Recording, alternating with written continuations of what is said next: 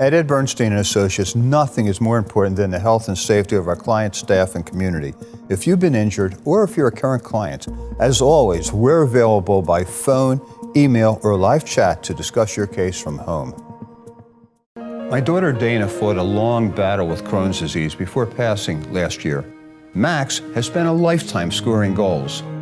It's our goal to help the Crohn's and Colitis Foundation find a cure for this horrible disease, so no one else's child has to suffer like Dana did. Crohn's disease and ulcerative colitis may be unfamiliar to you, but there are currently over 3 million Americans suffering from both. Join Max and I in scoring our goal to find a cure. There are many ways to get hurt on the job. Working on a construction site, working in the kitchen, even slipping and falling. If you've been hurt on the job, you need to call me. Enough said. Call Ed. EdBernstein.com.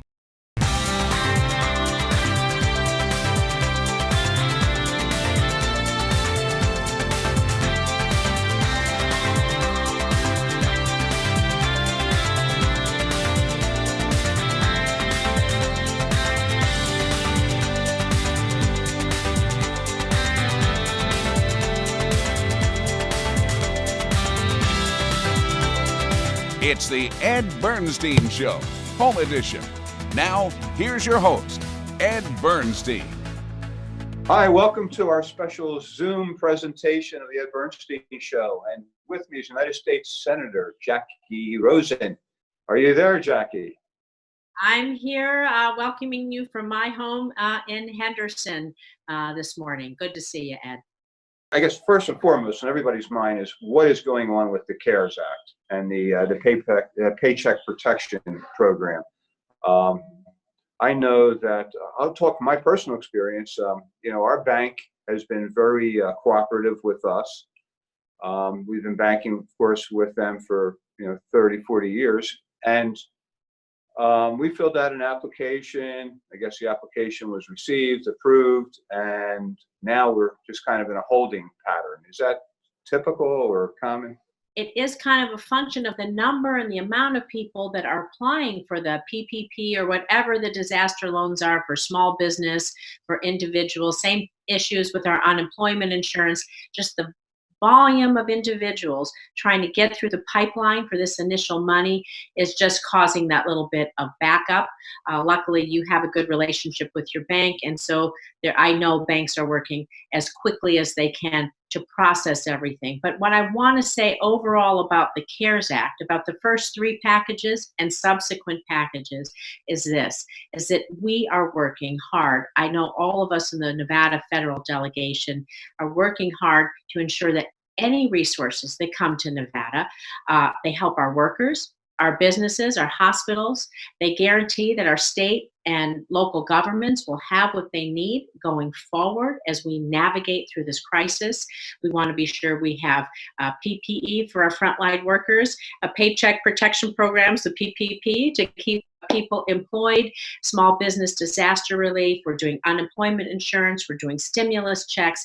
Everything we're trying to do to be timely, targeted, and most effective, a lot of it to help people right at the kitchen table. So I'm going to give a plug for my website, then I'll answer some more questions, rosen.senate.gov. We have 2 pages up there. One is a COVID-19 page. It probably has 10 to 20 different links on there, from unemployment insurance, VA benefits, mortgages, you name it. It has frequently asked questions, links, and information. And then I'm the only member of the federal delegation that sits on the Small Business and Entrepreneurship Committee. Over 99% of small businesses in Nevada are small businesses. So we know the kind of help they need. I've launched a small business portal. You can go on there. We are updating it with frequently asked questions, information, links every single day, as much information as we get. If you don't find your questions answered, there are links there to email my team, call my team. We've helped hundreds of people so far.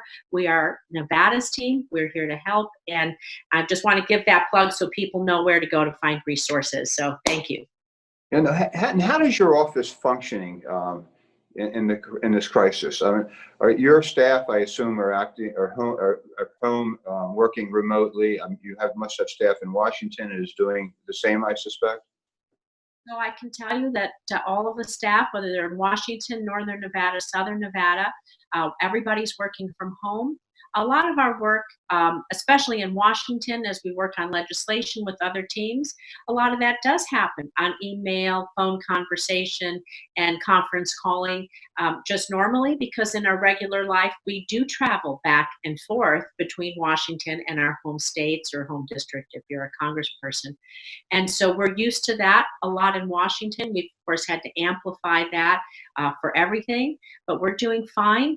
I have usually one person who'll come here and work with me and make sure that I'm reaching out to everybody that I need to, taking all the important notes that we can for follow up so we can be effective to help people.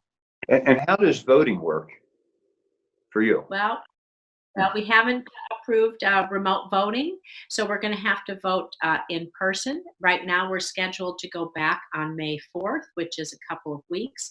I can tell you that, so many folks are putting themselves on the front line. Our grocery workers, our pharmacists, all the stores that are open, our healthcare workers, our first responders. I need to be sure that I can go back and vote on those packages that are going to help people. So I'm going to do whatever I have to protect Nevadans. And I will take all the precautions, gloves and masks to get on that plane. But I'm going to go vote, make sure that we get the help we need. What is the issue with remote voting for you? I mean, it seems to me to be very logical. Members are all in their home states doing what you want them to do. And on the flip side, I mean, there's got to be ways to protect the votes. I mean, is it a security issue? Well, I'm not sure it's as much a security issue because we could all log in kind of like we're doing now. They could see our face and vote. I think it's really more of a process issue, and it's the way that we gather together, that we debate on the floor, that we work to do things together. That if you suspend that, they don't want people to get used to doing that. Part of our business is being a collaborative body, making those relationships. When we're there on the floor and voting, we're talking to our peers and colleagues, both sides of the aisle on all of our committees, trying to get our work done, trying to negotiate. So I think some of that would be lost if we did that. Of course, now with the virus, we might have to do something temporarily, but that remains to be seen. Yeah. I know it's not really your purview, but you did mention on your website you have the unemployment information. I know one of the more frustrating things for Nevadans right now is trying to get somebody on a telephone from unemployment. I know it's not really your area, but what are you hearing from the state? Well, you know what? I can discuss this at least in terms of funding, and then of course with the governor, my team is in constant communication with the governor and all of the task force. We have the whole federal delegation has regular calls with the governor to be sure that we amplify our state's needs in Washington and around the country. And so I was pleased to see that Governor Sisolak contracted with the call center, is adding 100 new employees to take those calls. What's happening is that so many people are just flooding the phone lines, flooding the internet, that it's just hard to process it. It's a kind of thing that needs more people. So those 100 people should help us get through the glut. I want to say that the unemployment insurance, when you get it, the pandemic unemployment insurance, you'll get your pay plus an extra $600 a week for the next 4 months.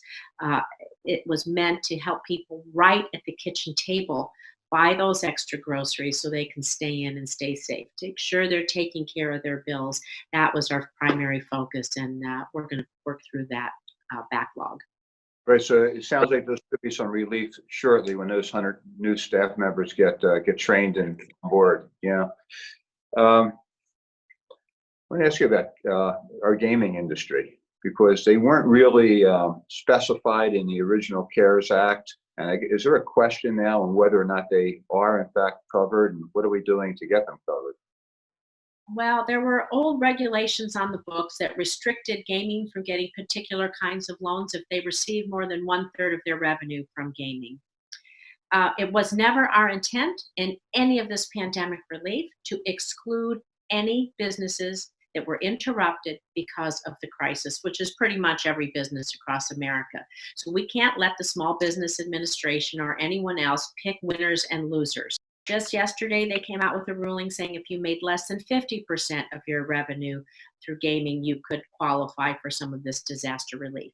It is better, but it's not enough. What they don't understand, and we're going to be on some calls with Administrator Carranza and Secretary Mnuchin from the Treasury, is that we have gas stations and taverns, bars and restaurants.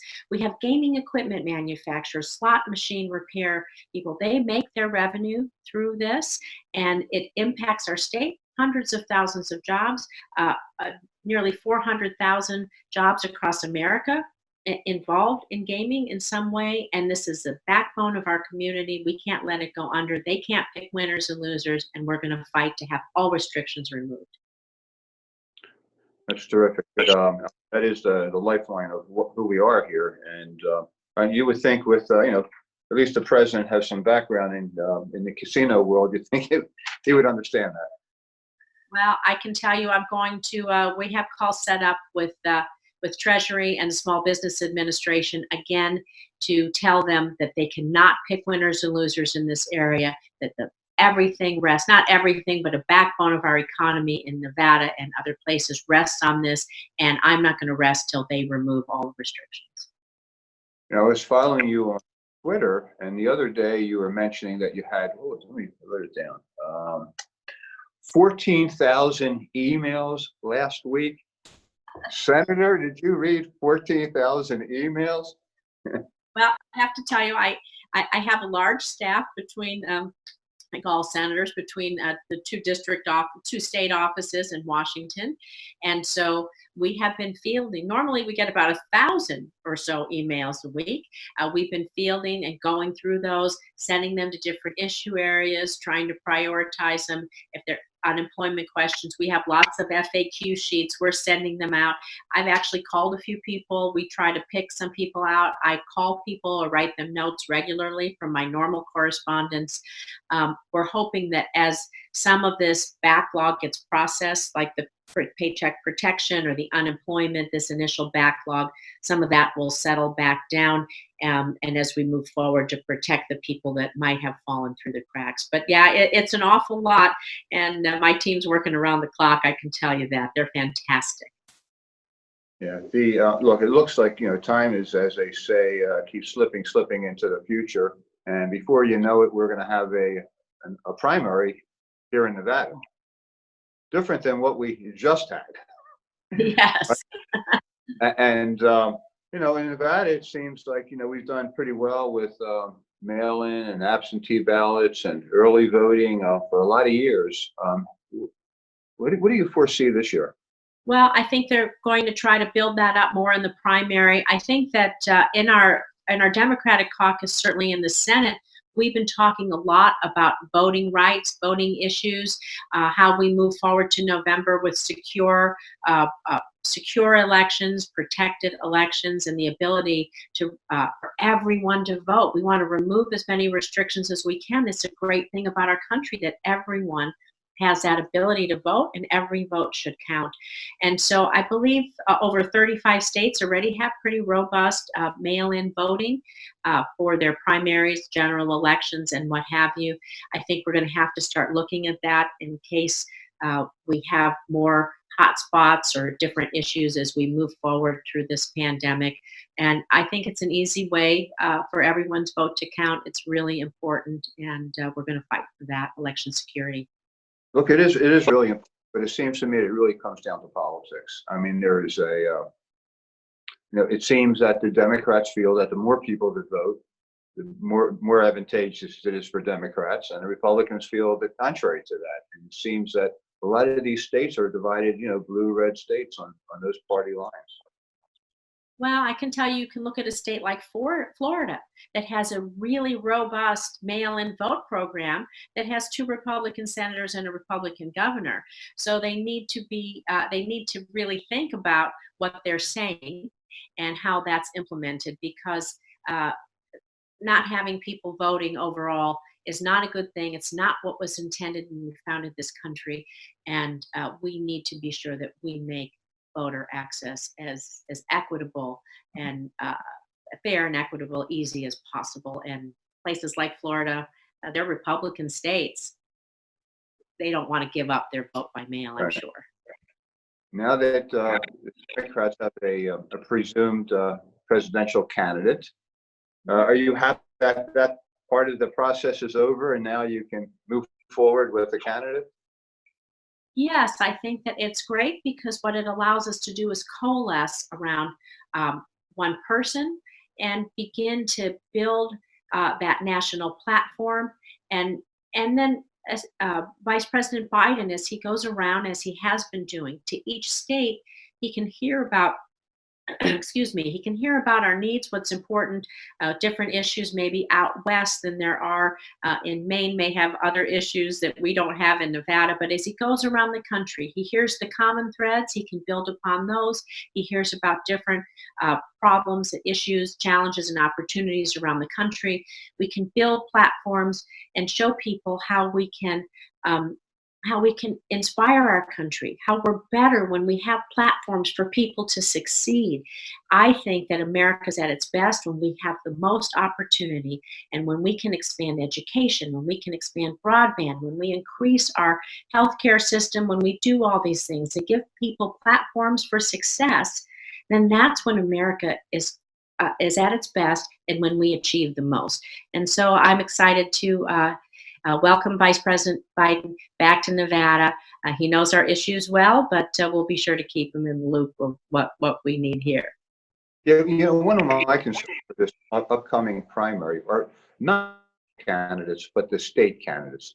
We have a primary with almost all the judicial departments in our courts, all the state assembly people, most of the states, so half the state senators, whatever that process is, as well as county commission candidates. And there's no way for people to really get messages out and let voters know who they are and what they stand for. I mean, it's just, look, if you were a state assembly candidate 2 years ago, you would go door to door, meeting people, people in your area.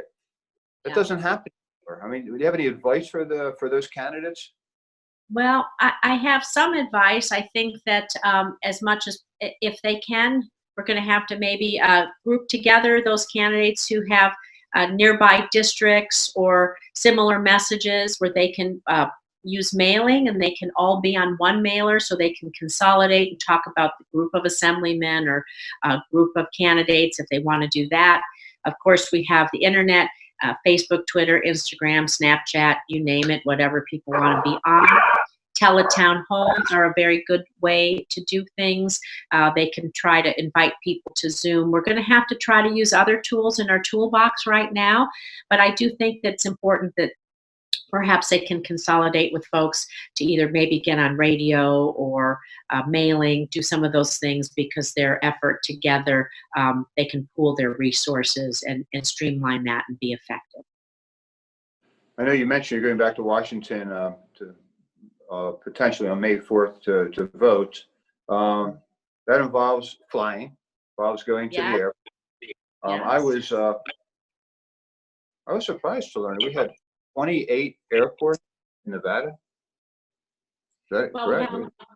We have a lot of smaller airports in the rural areas, and you just think even around Nevada, of course, we have McCarran, but you have North Las Vegas Airport, Boulder City, Henderson. I mean, we have small airports up and down the state, Lake Tahoe, not just in Reno, and so all around, we do have many airports. We've been glad to get some extra funding for them so that they can stay open, because a lot of times that might be where mail gets delivered, cargo gets delivered, not always just passengers.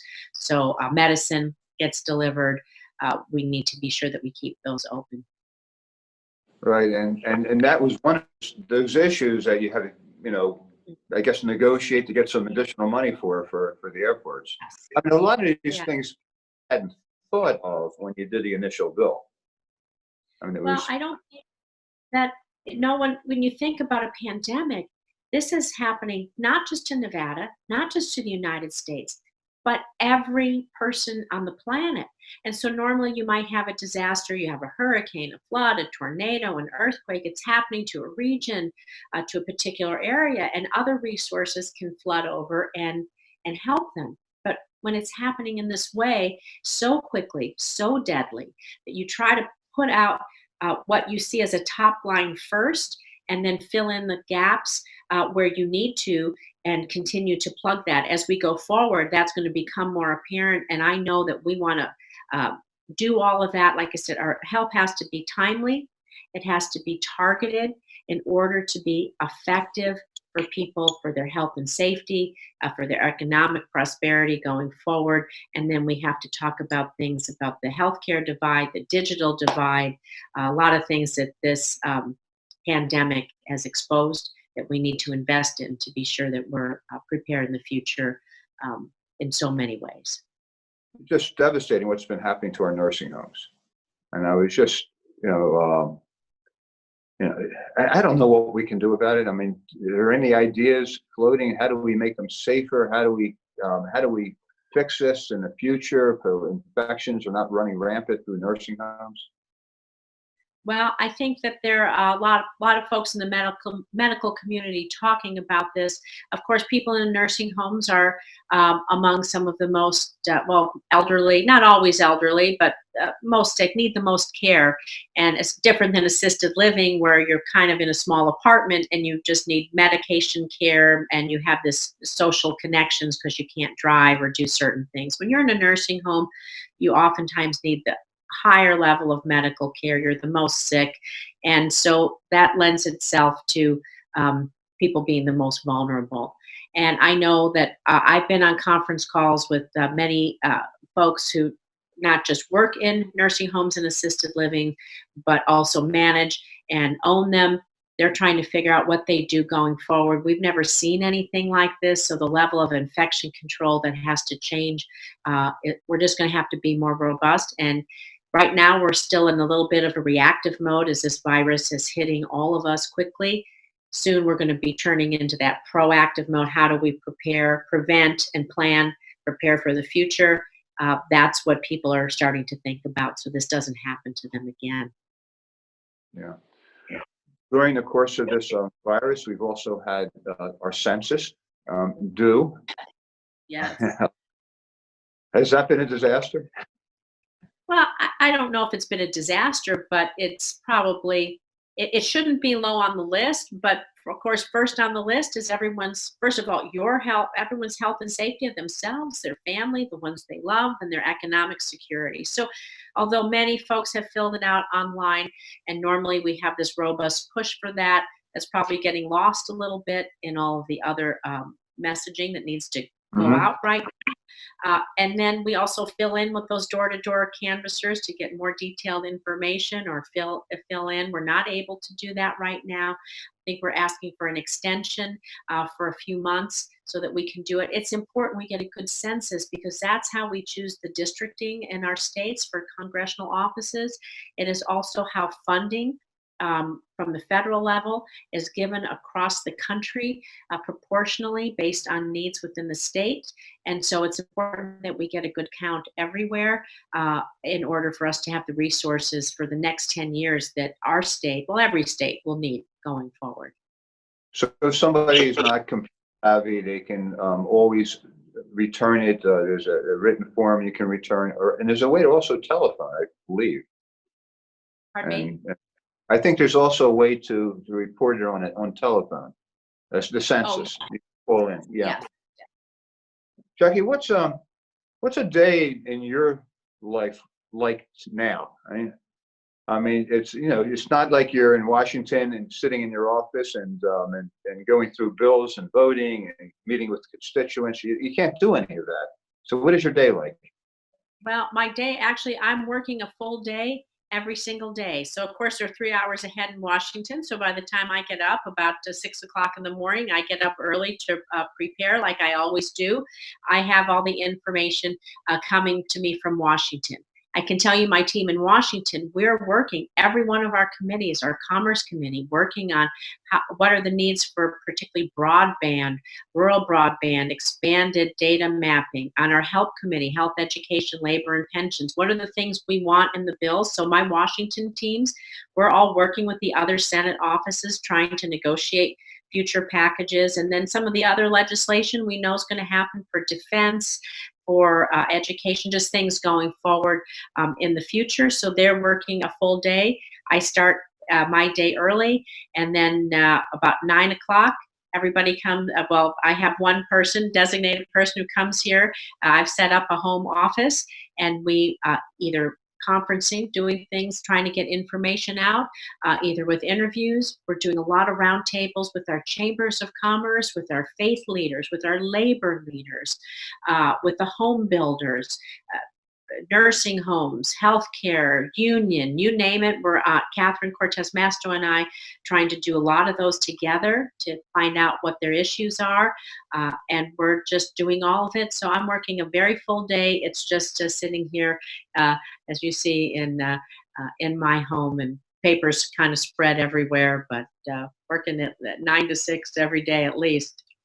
Getting it done any way you can. Thank you so much, Senator Jacky Rosen. Keep up the good work. Be safe.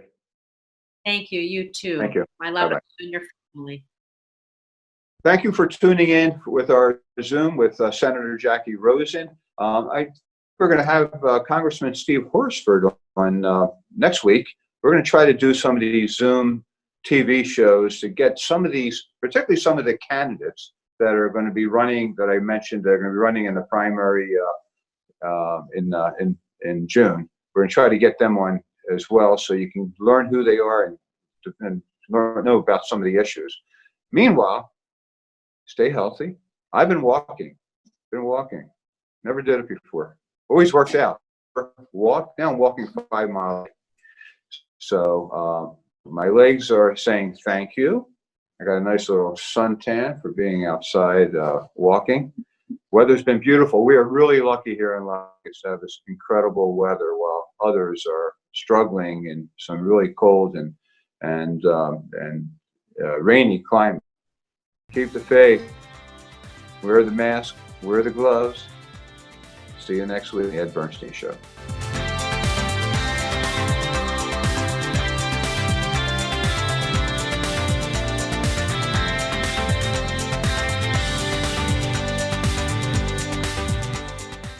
There are many ways to get hurt on the job. Working on a construction site, working in the kitchen, even slipping and falling. If you've been hurt on the job, you need to call me. Enough said. Call Ed. EdBernstein.com. My daughter Dana fought a long battle with Crohn's disease before passing last year. Max has spent a lifetime scoring goals. It's our goal to help the Crohn's and Colitis Foundation find a cure for this horrible disease, so no one else's child has to suffer like Dana did. Crohn's disease and ulcerative colitis may be unfamiliar to you, but there are currently over 3 million Americans suffering from both. Join Max and I in scoring our goal to find a cure. At Ed Bernstein & Associates, nothing is more important than the health and safety of our clients, staff, and community. If you've been injured or if you're a current client, as always, we're available by phone, email, or live chat to discuss your case from home.